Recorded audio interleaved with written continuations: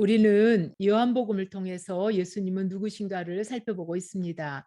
오늘 5장의 주제는 예수님은 생명을 주시는 분이십니다. 오늘 본문 앞장에서 우리는 예수님이 베데스다 연못에서 38년 된 병자를 고치시는 사건이 기록되어 있었습니다. 예수님은 38년 된 병자에게 일어나 내 자리를 들고 걸어가라고 말씀하셨지요. 그리고 이 일로 인해서 예수님을 박해하는 유대인들에게 내 아버지께서 일하시니 나도 일한다고 말씀하셨습니다. 그러자 유대인들이 이 일로 예수님을 공격하기 시작합니다. 그날이 바로 안식일이었기 때문이지요. 예수님이 안식일에 병자를 고치심으로 안식일을 범했다는 것입니다. 그리고 또 다른 문제가 또 있었어요. 예수님이 하나님을 내 아버지라고 하셨기 때문입니다. 하나님과 동등하다고 표현을 하신 것은 신성 모독에 해당되기 때문입니다. 그러자 예수님은 자신이 하나님과 하나됨을 네 가지 말씀으로 선포하셨습니다. 첫째는 예수님은 아버지께서 하시는 일을 자신도 그대로 행하신다고 말씀하십니다. 요한복음 5장 19절 말씀입니다. 예수께서 그들에게 이르시되 내가 진실로 진실로 너희에게 이르노니 아들이 아버지께서 하시는 일을 보지 않고는 아무것도 스스로 할 수 없나니 아버지께서 행하시는 그것을 아들도 그와 같이 행하느니라. 이같이 예수님은 아버지의 뜻을 따라 온전히 순종하심을 말씀하십니다.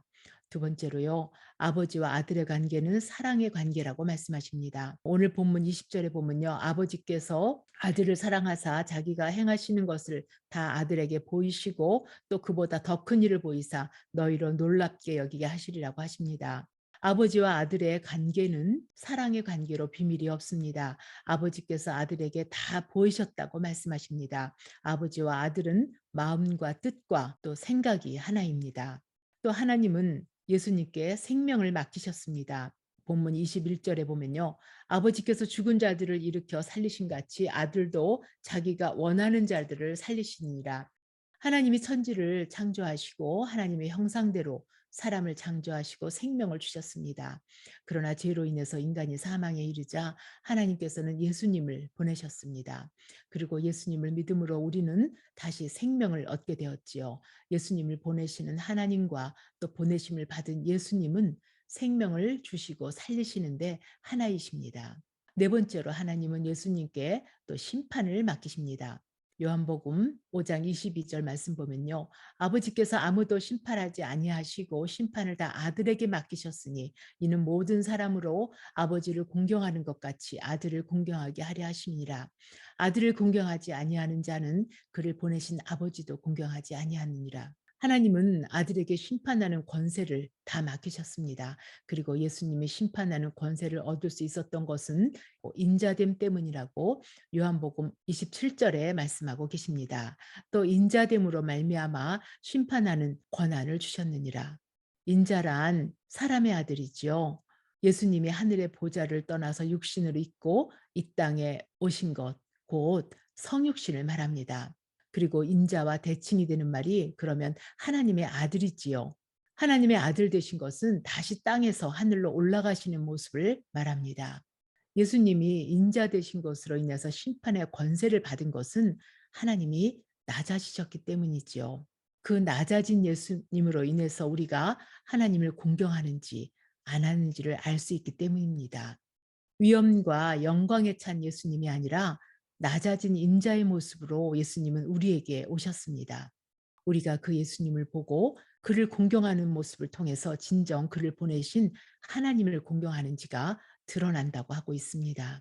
그러므로 하나님이 심판의 권세를 예수님께 맡기신 이유는 모든 사람이 하나님을 공경하는 것 같이 아들을 공경하게 하도록 하기 위해서입니다. 이상에서 예수님은 자신이 하나님과 하나 된 것을 말씀하시고 구원을 받기 위해서 그리고 또 영생을 얻기 위해서는 예수님을 믿으라고 선포하십니다. 본문 24절에 보면요. 내가 진실로 진실로 너희에게 이르노니 내 말을 듣고 또 나 보내신 이를 믿는 자는 영생을 얻었고 심판에 이르지 아니하나니 사망에서 생명으로 옮겼다고 말씀하고 계십니다.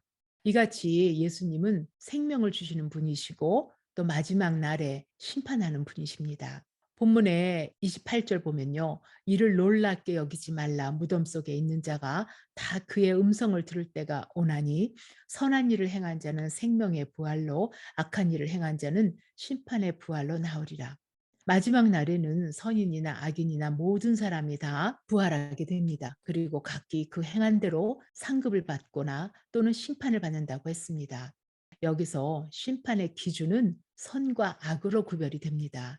선악의 기준은 내 생각과 지식을 가지고 판단할 것인가 아니면 하나님의 말씀을 따라서 하나님의 보내신 자의 권위를 인정하고 공경하는가입니다. 그러므로 생명의 부활과 심판의 부활의 결정은 죄가 아니라 바로 선과 악에 의해서라고 지금 말씀하고 계십니다. 마지막 때 많은 사람이 주여 주여 하지만 예수님은 도무지 모른다고 하는 사람들이 많을 것이라고 말씀하고 계십니다.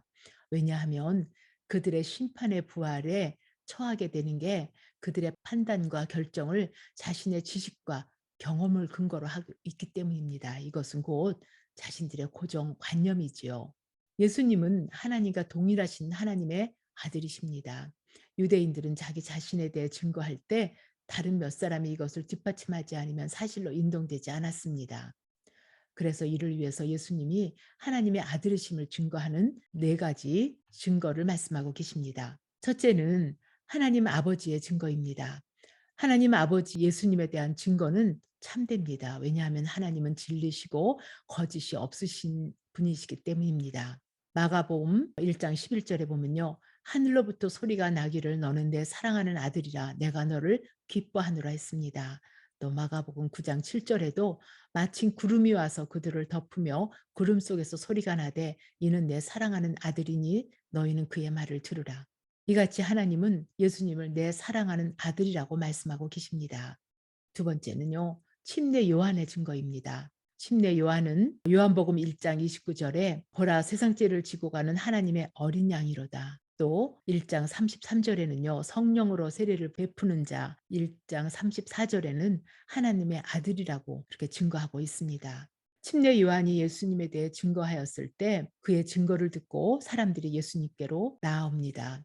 요한은 어두운 세상에서 잠시 그들에게 비치는 등불과 같습니다. 그러나 빛이 비추면 등불은 더 이상 필요가 없게 되지요.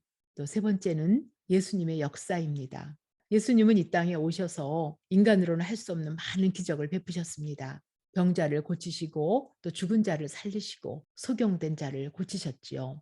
이런 역사는 예수님이 하나님의 아들이심을 증거하는 명백한 증거입니다. 마지막으로 네 번째는 성경의 증거입니다. 성경은 저자와 연대와 장소가 다 다르지만 한 가지 공통적인 것은 예수 그리스도에 관해서 기록하고 있다는 것입니다. 성경은 예수님의 탄생과 또 생애와 그의 죽으심과 부활에 관해서 말씀하고 계십니다. 유대인들은 성경을 열심히 연구하는 사람들이죠. 그러나 예수 그리스도에 대한 증거들이 이렇게 많음에도 불구하고 유대인들은 예수님을 믿지 않았습니다. 왜냐하면 그들은 하나님을 사랑하지 않기 때문입니다. 그들은 하나님보다 자기를 더 사랑하고 세상을 더 사랑합니다. 그래서 그들은 하나님의 영광을 구하는 대신 자신의 영광을 구합니다. 또한 그들이 하나님을 사랑하지 않기 때문에 그들은 하나님의 이름으로 와서 진리를 전하는 자를 영접하지 않습니다. 유대인들은 모세도 믿지 않았다고 말씀하고 있습니다. 모세는 율법에서 성막과 제사와 또 절기, 할례 등을 통해서 오실 예수 그리스도를 증거하고 있습니다. 만일 그들이 모세를 믿었다면 모세가 증거한 예수님도 믿었을 것입니다. 하나님은 이미 유대인들에게 오실 예수님을 증거하셨고 또 구약의 성경이 예수님에 대해서 증거하고 있다고 말씀하고 계십니다. 그러나 그들은 하나님을 사랑하지 않으므로 예수님을 영접하지 않았습니다. 우리가 복음을 듣고 믿음으로 보내신 자를 영접할 때 구원을 얻고 영생을 소유하게 됩니다. 아들의 음성을 들을 때 곧 이때가 구원의 때입니다. 그 말씀을 듣는 자는 살아나리라고 말씀하고 계십니다. 주님 안에 있는 영생을 소유하는 우리 모두가 되기를 기도합니다. 함께 기도하시겠습니다.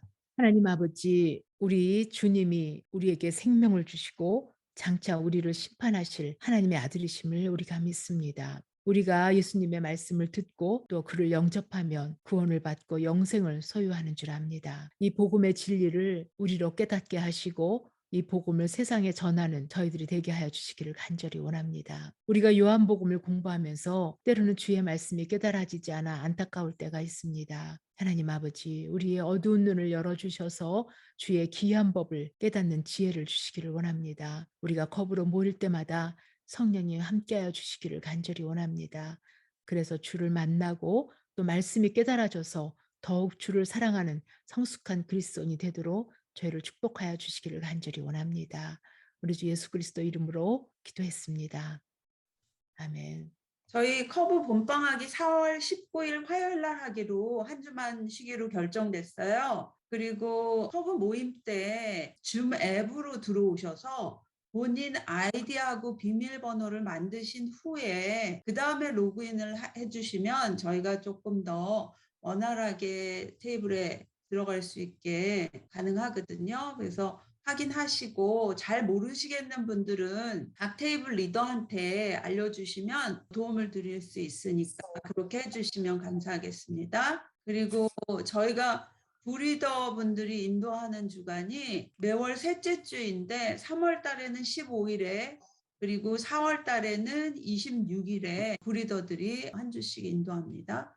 그리고 저희가 이번 봄학기 종강일은 5월 17일 화요일 날 하기로 했습니다. 그리고 특별한 기도 제목이 있으시면 각 테이블 리더에게 알려주시면 전칸이 자매한테로 모든 기도 제목들이 수요일 날 저녁에 올라오게 되면 목요일 아침에 저희가 8시 반부터 9시까지 중보하고 있거든요. 기도 제목 있으면 리더들한테 보내주시면 감사하겠습니다. 오늘도 수고 많으셨어요. 감사합니다. 예, 수고하셨습니다.